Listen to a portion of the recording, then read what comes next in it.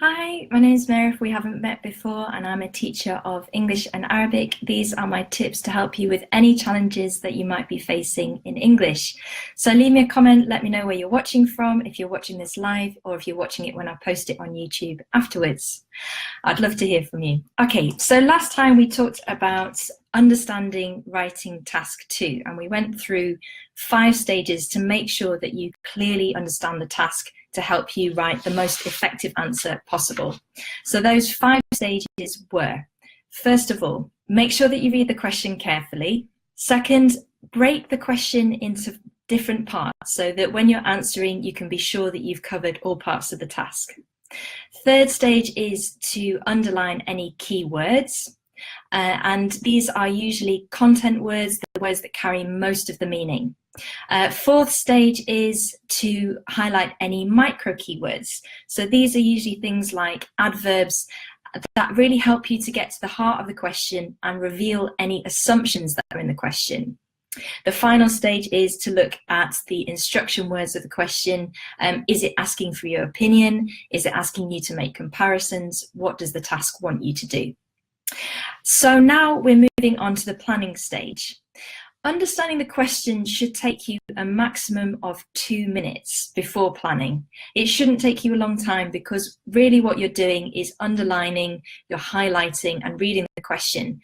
If you're finding that this is taking you a bit longer, then I would suggest that you spend a bit of time practicing before you go into the exam to make sure that you can do this stage very quickly and very easily. The understanding and planning stage should take a total of 10 minutes. And planning, as I say to my students, is non-optional. This is something that you must do to make sure that you are giving an effective, coherent answer, and also to make sure that you're saving yourself some time. One of the blogs that I really love for IELTS help and IELTS support is IELTS Advantage. And they agree with me. They say that, planning is really, really important. They say that for writing task 2, you should spend 40 minutes on the task. 10 minutes of that should be planning and 5 minutes should be checking, which leaves you 25 minutes to write. They say that given that you need to write a minimum of 250 words, that's about 12 sentences. So you've got about 2 minutes per sentence to write, which is actually not that bad, given that you're not having to think of your ideas as you're writing them. It should take you a bit less time if you plan effectively.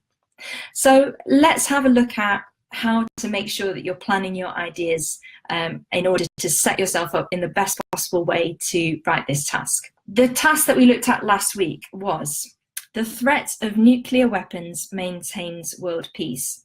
Nuclear power provides cheap and clean energy. The benefits of nuclear technology far outweigh the disadvantages. To what extent do you agree or disagree? Okay.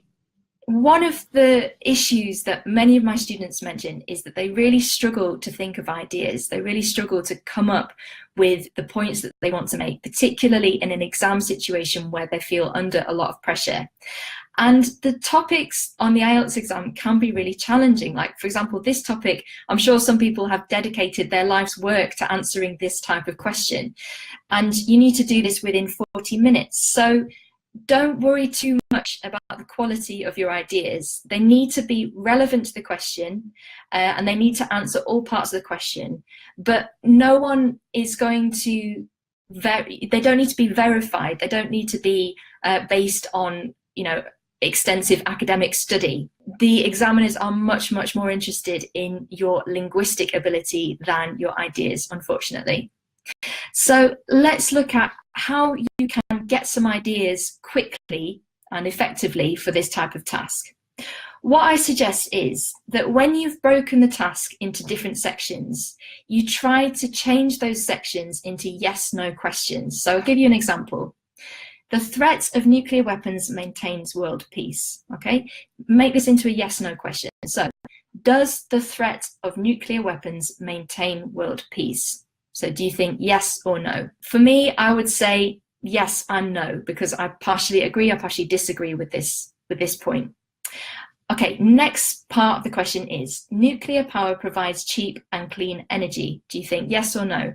Again, for me, my answer is yes and no. Third stage of the question is the benefits of nuclear technology far outweigh the disadvantages.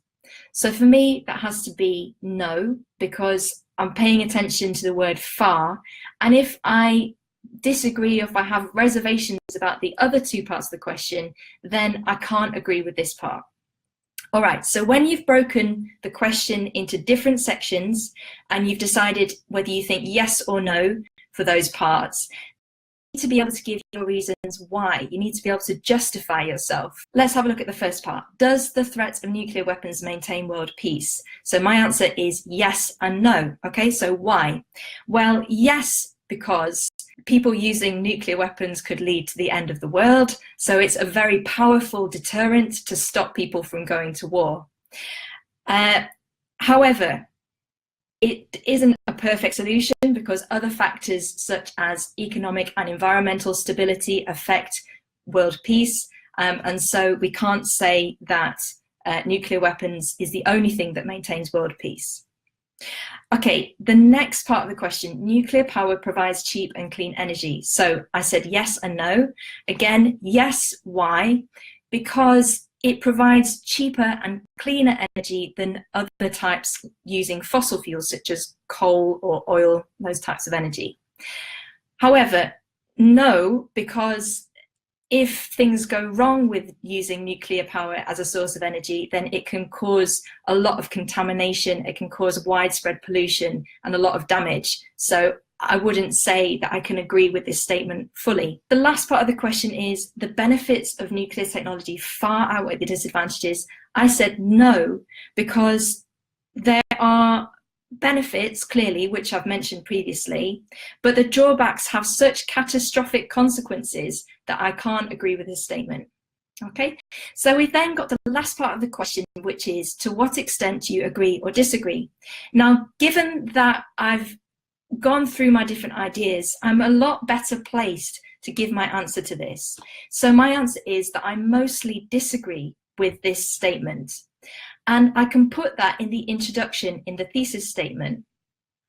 And by breaking the question down in this way, you give yourself a really nice clear structure, because there were those 3 points that we discussed yes or no to, and that gives you your 3 main body paragraphs. And then the part where it says, to what extent do you agree or disagree, that can go in your introduction and in your conclusion. And so that should give you a really nice, coherent way and hopefully straightforward way to plan and generate ideas for your answer. Let's just review what those stages were. So when we've done our understanding the question stage, we're going to move on to planning, non-optional. And the stages of planning are make the different parts of the question into yes, no statements. So decide if you think yes or no for the various parts of the task. The next stage is to write why you think yes or no to these statements. So give your justification for this. And the last part is to think about your thesis statement. What is your general argument for the whole essay?